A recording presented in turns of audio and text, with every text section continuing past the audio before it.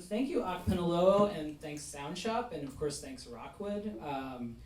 I've been to this venue many times, but I'm usually on the other side, so it's a little bit more nerve-wracking to be up here. But I'm try and do my best. So I publish poetry under the name Surendriya, and I'm also a lawyer. I run a small law practice, and one of those is a day job. But I'm here because Akpanalo approached me. I've done several Soundshop presentations, usually around poetry, but he approached me with an idea of doing a law and music presentation, and I immediately thought of the blues musician Leadbelly. And the reason I thought of him is he's legendary for having secured his own release from prison on the strength of a song. And it's sort of very like Orpheus-like myth. And I know about Leadbelly because he was a major figure in sort of blues roots in the Dallas blues scene of the early 1900s, and I'm from Dallas.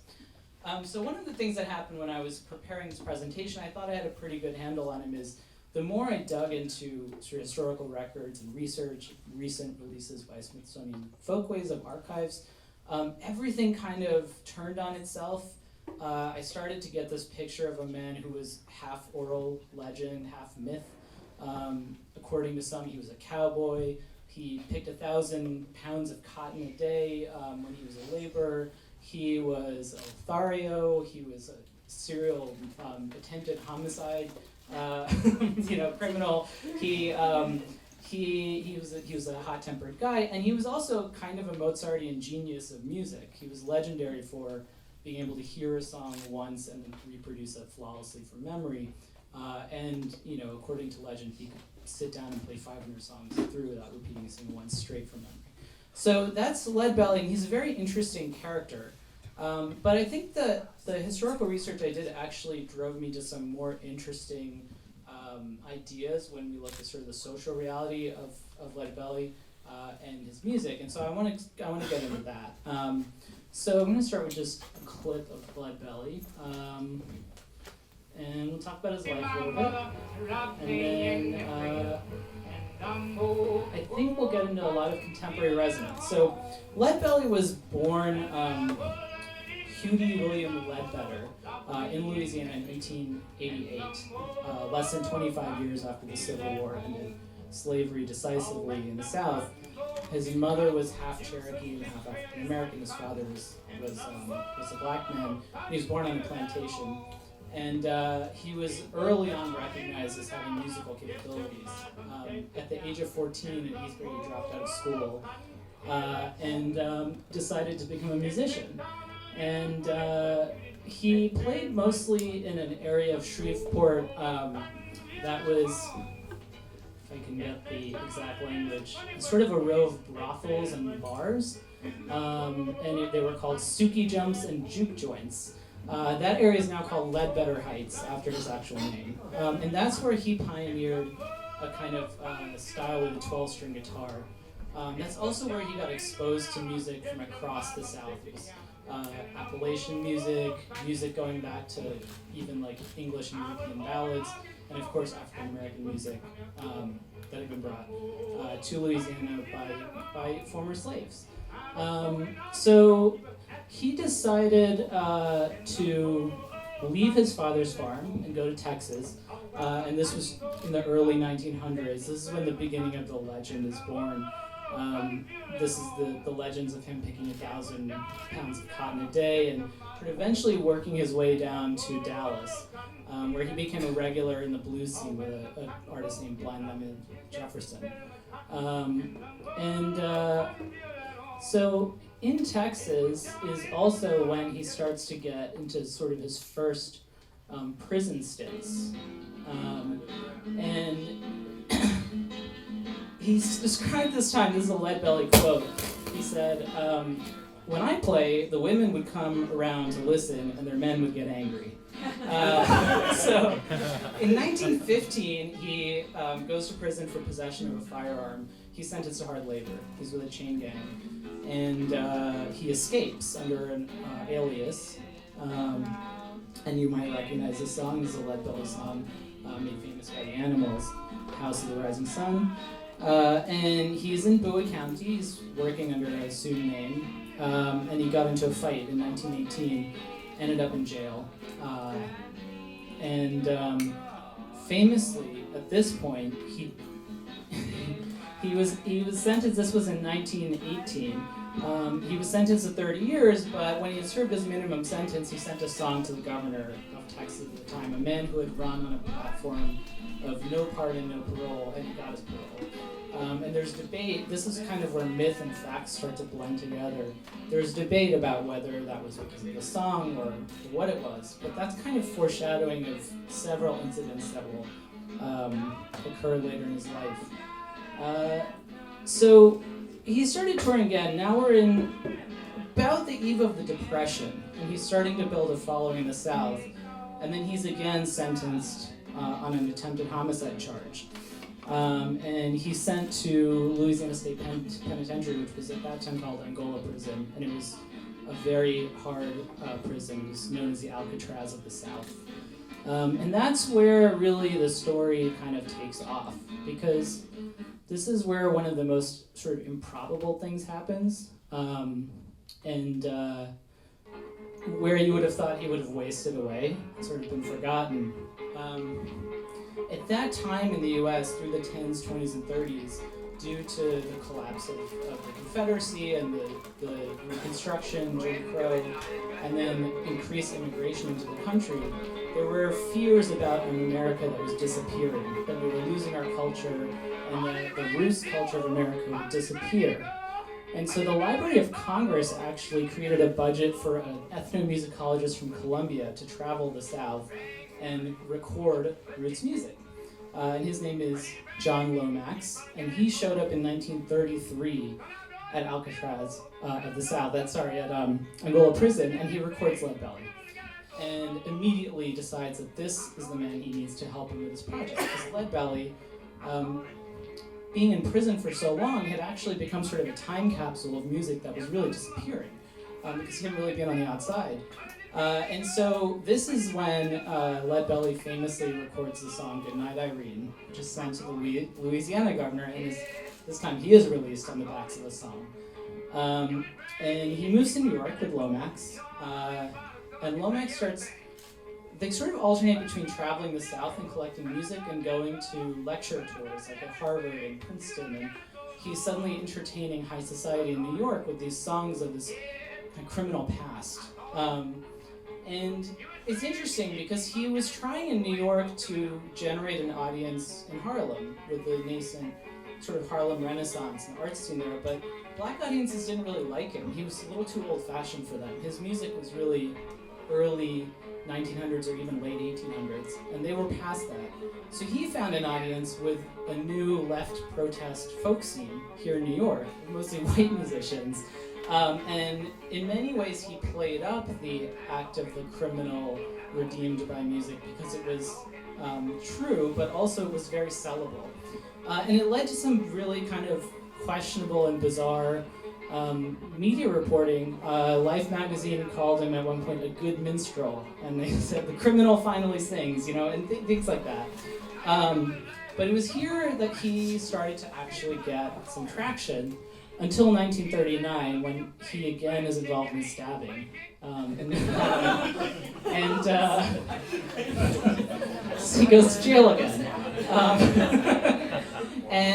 Alan Lomax, John Lomax's son, dropped out of graduate school to help pay for his legal expenses, breaks Lead Belly out of jail.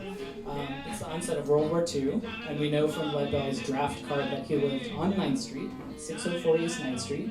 He was not drafted to World War II. And he starts gigging around Greenwich Village, and he also gets a spot on this really influential CBS radio show where he meets Pete Seeger and Woody Guthrie.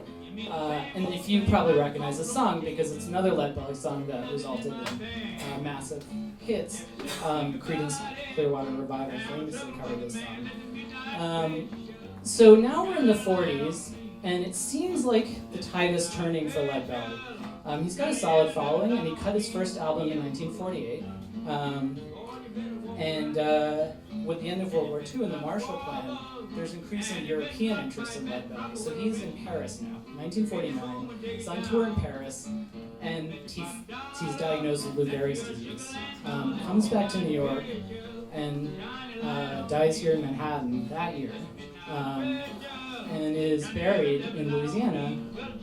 But that's not the end of his story. I mean, you would think that would be the end, but actually, his apartment in Greenwich Village becomes a sort of hangout for a whole folk scene. And a month after he dies, so this is 1950, the Weavers release the song Irene Goodnight, which is a rearranged Leadbelly cover. And their release, it reaches the Billboard bestsellers. It charts at #1 for 13 weeks straight. The following, a few years later, we're now in 1955, a British artist named Lonnie Donegan does a total straight cover, almost a copy of the Leadbelly song. It starts a whole craze in England called the skiffle craze. Skiffle was a word for blues rock. And that year, a guy in Liverpool named John Lennon starts a skiffle band because of the skiffle craze called the Quarrymen, recruits Paul McCartney and George Harrison to the band, which of course becomes the Beatles. And George Harrison later said in an interview, he was very blunt, but he said, no Leadbelly, no Lonnie Donegan, therefore no Leadbelly, no Beatles. The skiffle craze also inspires Jimmy Page of Led Zeppelin, who also does Leadbelly covers, Roger Daltrey from The Who, Brian May from Queen, Graham Nash from Crosby, Stills and Nash, Mark Knopfler, Dire Straits, and Van Morrison. Van Morrison then covers Midnight Special, which then becomes a Creedence Clearwater hit. A few years later, young Bob Dylan, who's 18 years old, has this to say. It was 2 days after Buddy Holly died, so he remembers this, and he says, somebody I'd never seen before handed me a Leadbelly record with the song Cotton Fields on it. And that record changed my life right then and there. Transported me into a world I'd never known. It was like an explosion went off, like I'd been walking in darkness, and all of a sudden, the darkness was illuminated. It was like somebody laid hands on me. I must have played that record 100 times. A year later, Bob Dylan drops out of college, moves to New York, befriends Woody Guthrie, who knew Leadbelly, and of course, does his first radio show, releases an album. And the story kind of keeps going. In 1964, the Animals hear Dylan singing a Leadbelly song that he, of course, got from Guthrie et al.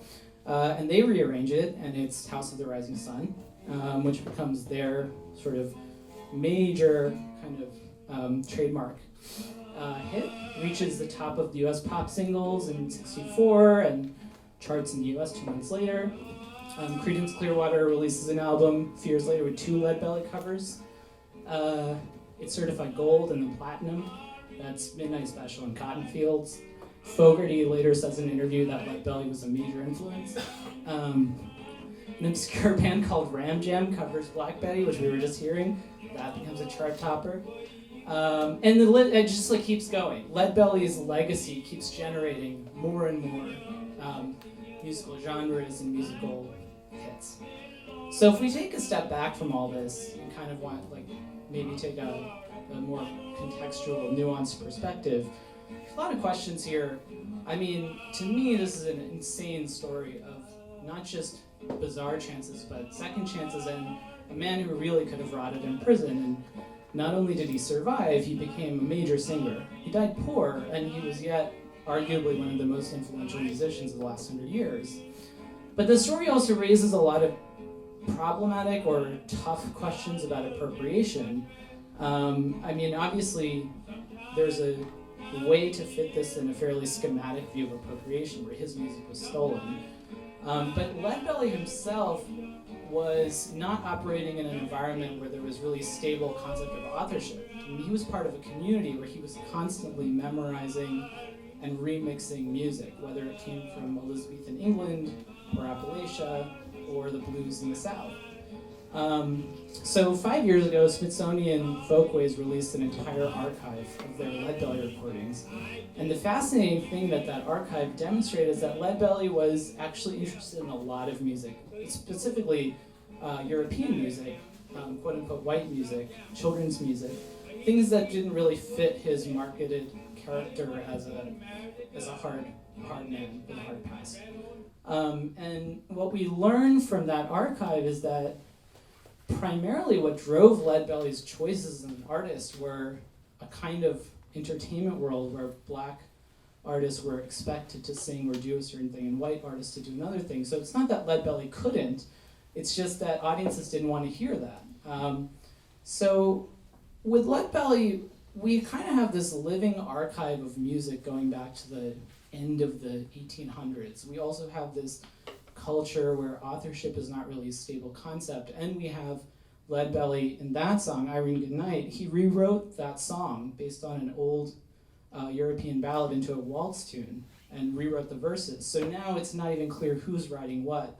And I think to some extent, Leadbelly clearly, when he was unable to get Harlem audiences interested, clearly wanted white artists to listen to what he was doing and play it. So it's kind of a problematic legacy, but it's interesting to examine in light of our current contemporary debates around appropriation and culture. Who was this man who seemingly was everything and also somewhat pigeonholed by circumstance? So I'll just end with that.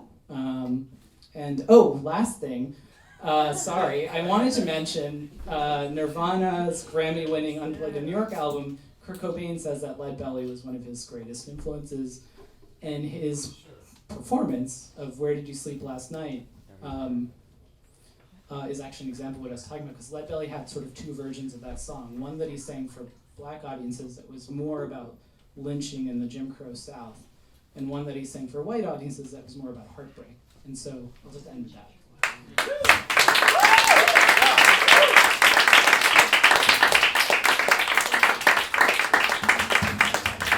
Thank you so much, Surendriya. All right, so we got a new format for question and answer. Basically, people raise their hands, you can call on people, and they'll say the question, I'll repeat it to wrap it up succinctly, and then we'll have you take it. Are you going to kill me for going over time? Did I go over time? It was fine. we're actually doing all right on time. Right, okay, great. All right. So yeah, any takers? Yeah. I think especially with the idea of authorship, is there an idea when that sort of the wax recordings are one of the first times? Is there an idea of how much Leadbelly is the original author of versus is sort of collecting from his experience? To what extent is Leadbelly the original author of his work? Yeah, it's a great question. What I could glean from the Smithsonian archives and research is that he was always rewriting songs he heard from other places, whether it was from an uncle or from a club. There's a story about him being at a party in Greenwich Village and an Irish singer sang a song in Gaelic, and Leadbelly just memorized it, asked for a translation, and wrote totally new verses to it. That was also covered by a folk singer. So it was an example of kind of remix culture, where he didn't really write anything, but he also constantly rewrote everything. He even has multiple recordings and multiple versions of the same song, which was kind of a point that I didn't make with that last one, but. Yeah, it's actually a challenge I'm a copyright lawyer, so it's challenging from our sort of norm to even get your arms around Leadbelly. It's very difficult, and the recordings he made with Lomax were credited to Lomax and Leadbelly, but Lomax was also a musician, but he was mostly recording him, so that's also kind of tricky to unpack. Sorry, I just gave you more questions. All right, any other takers? You actually sort of answered it just now. You told me you're a copyright lawyer, but I was going to ask in terms doing your research, how do you know it's quite a rabbit hole you go down. How do you know where to begin and where to go next and so on? I'm guessing part of that's coming from your career, but. Yeah, I mean, it was really helpful that Smithsonian did release a lot of archives in 2015 because they put Leadbelly in a whole new light. It's also, frankly, astounding that a guy was born. I mean, it was over 125 years after he was born that he's still being played and listened to. I mean, to some extent, you just follow your nose. Whatever seemed interesting to me, I tried to dig into. Part of the problem, if you wanted to look, for example, for resources, there's the Leadbelly Foundation. I did look at some of their materials, but a lot of materials contradicted each other. Even materials in scholarly journals would say something different. And at the end of the day, I think Leadbelly created himself as a myth and a legend in the act of performing a persona. So it's kind of then difficult to figure out what's truly factual and what's just part of the performance. Can I take one more question? Lily or Okay. So I guess in the age of, this is more of a thought exercise because I don't know if it's open-ended answer, but like in the age of technology where the internet makes everything, most things trackable, like can we imagine or project that maybe Leadbelly would, because if he was doing the same thing in the 21st century, that like he might be known as the best cover artist, like who knows he's like a performing jukebox. right. Because maybe to what you're saying, like maybe he didn't write everything. Is Leadbelly the best cover artist of all time? Well, he might be the best covered artist. People have made huge sales covering his songs, but again, the whole phrase "his songs" is itself questionable. I mean, I could imagine a world today, not to get too nerdy, where some kind of blockchain technology tracked people's use of or sampling of Leadbelly songs, and he could actually have been compensated for that, which he was not. He died relatively poor. For what he was, he died very poor. And for the number of records sold on his music, it's kind of atrocious that he died so poor. But I mean, the point is well taken. He didn't even claim to be the original singer of most of these songs. So yeah. Thank you. And oh, sorry, I just completely do. Anyway, I had one comment to make. I don't usually make comments. So it's not normal for me to jump in, but this presentation was kind of an intersection of like a lot of music nerding on both of our parts, because at the same time as I was thinking of like, oh, it would be interesting to do a music and law thing, I had in November listened to the band Sleigh Bells. You know, they're very like noise rocky, like and they did a cover of Where Did You Sleep Last Night, and I didn't know anything about Leadbelly at the time, but I could tell there was a bluesy sound to it, and I was like, this doesn't sound like normal Sleigh Bells. So that traced me back to Nirvana and Kurt Cobain's 94 MTV Unplugged, and then back to Leadbelly, and then I traced Where Did You Sleep Last Night to like 1870s. Yeah, it's an old. Yeah, folk music. And so then I was like, Surendriya, like, what are you thinking about like a music and law presentation? He's like, oh, Leadbelly, and I was like, what? So I am super thrilled to have gotten you for this. So thank you so much. Thank you.